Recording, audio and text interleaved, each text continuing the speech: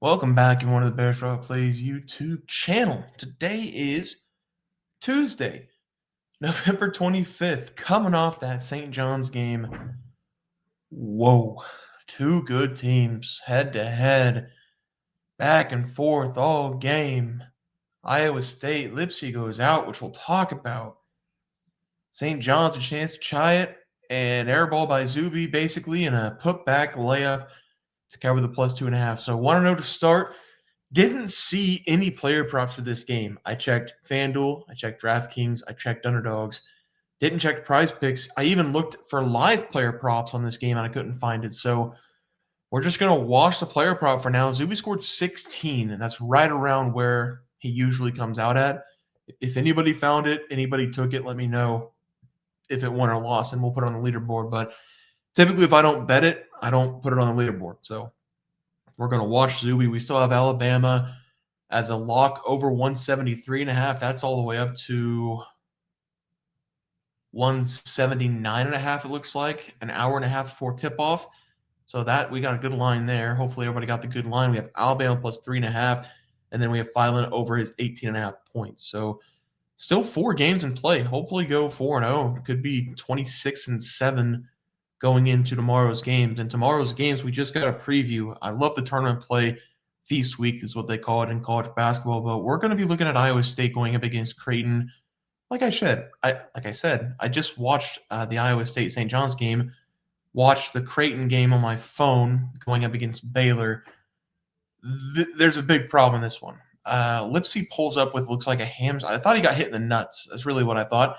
Looks like it might be a hamstring. He pulled up, kind of weird. St. John's hit back-to-back threes.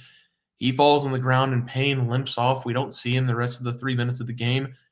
If he's out, that's a massive problem for Iowa State, because if you watch the last 3 minutes, the only points that Iowa State scored were Momcilovic, who was fantastic in this game. He went to the lane and threw up a prayer for a layup, and he got it to go, and then they made 2 free throws with Jefferson. So they only scored 4 points in the last 2 minutes. They're kind of fortunate to get away with the win in that one with Lipsy going out.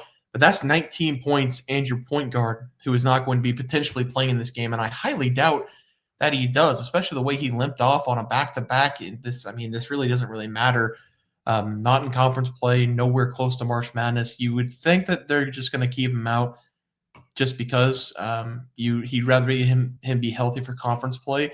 Him being out is massive, and which is why I like this under even more. I was going to take Iowa State minus the 5.5, but I switched to the under here. Creighton and Baylor also played. I watched bits and pieces of this one. Creighton made a lot of threes. Baylor made a lot of threes early, but they made a combined 19 threes, had 21 free throws. That's not going to be the game in this one. I don't think Iowa State's going to take a lot of threes. Nothing I saw in this game would have suggested they do.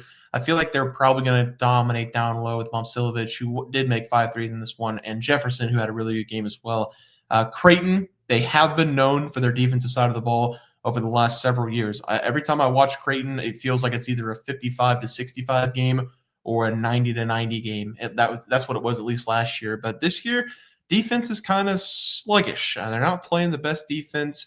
They're not making shots. This Creighton team is not playing good basketball. And a big thing is their Owen Freeman literally could have been player of the year for the Hawkeyes 2 years ago. He's just not playing. I don't know if he's not healthy. He only had 8 minutes a day, 2 points.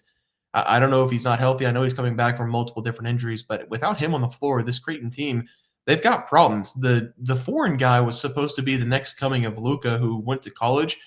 He can't play defense whatsoever, and he doesn't have the nicest jumper either. So this Creighton team, they have problems. I don't think they're going to make a lot of threes in this game because Iowa State, defensively, I think they will be better in this one. And plus, back-to-back, legs going to be tired for both of these teams.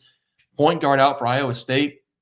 I think it's just going to be a brick show. We're going to see how it goes in the first 4 or 5 minutes here for this game. But I just think Iowa State's going to control the pace of this one, ground and pound down low with Jefferson. Hopefully, Momcilovic goes down low in this one as well. He's a monster down low. Post moves are great. Jefferson's been great. I don't see this one going over. So give me the under 151.5, and we're going to lock it up as the play. For the other plays tomorrow, let's talk about Iowa State. Oh, I didn't put them on here. Good. Okay. I thought I put them on there as the other plays, take the minus 5.5, but I'm glad I took that off. Yeah, I'm not touching Iowa State anymore because Lipsy's going to be out maybe. Baylor and St. John's. Baylor was good, but I think Creighton might be worse than people think. Baylor had is it Cameron Carr, the sophomore? He was awesome. Super athletic guy. Tried to poster a couple times. Skillings was good in this game. Yazo, I don't know how to pronounce his name, was good in this game. He had a good game.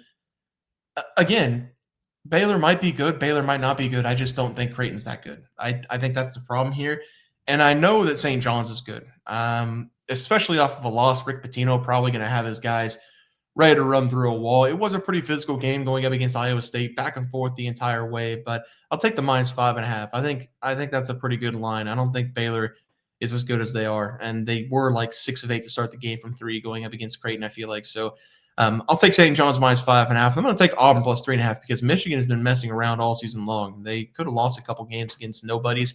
I don't think they're very good, so I'm going to take Auburn +3.5. Auburn has a game against Houston, which they could have easily won. They lost by 1 point. They didn't get a foul call on the lob on the inbound. And as I say that, Houston is trailing Syracuse 30-32.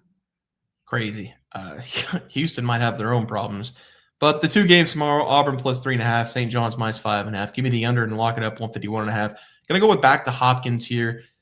One of the better players for Providence in 2022, 2023 had double ACL injury back-to-back years. He's been grinding his ass off to get back into playing condition, and he winds up with Rick Pitino and a great system who coaches get the ball down low and put it in the big boys' hands, and we're going to see it once again here for Hopkins. He was good at getting himself in the line going up against Iowa State. I think he was the leading scorer for them tonight. He might have had 15 or 18 or something like that, but I'll take the over total points. I do want to mention one other thing. Creighton did not do a good job offensively and defensively hustling because Baylor had, I think, 23 offensive. No, yeah, I think they had 23. They either had 23 second chance points or 23 offensive rebounds, but every single time Baylor put up a shot, Creighton didn't box a single person out. You're not going to see that with St. John's. There's going to be a lot of box outs in this one for Baylor, so I don't think we're going to need second chance points either for Baylor. So give me Hopkins over the points and then Joshua Jefferson over the points going up against Creighton. I really think they're just going to go right down low against Creighton and just dominate them. Baylor could do it. Iowa State can do it. Even without Lipsy, I think they're still a good play. But give me Jefferson over the total points as the final play. Guys, it's going to do it for the college basketball picks and props for Tuesday, November 25th slated games. If you guys enjoyed the content, please drop a like this video, and thanks for watching.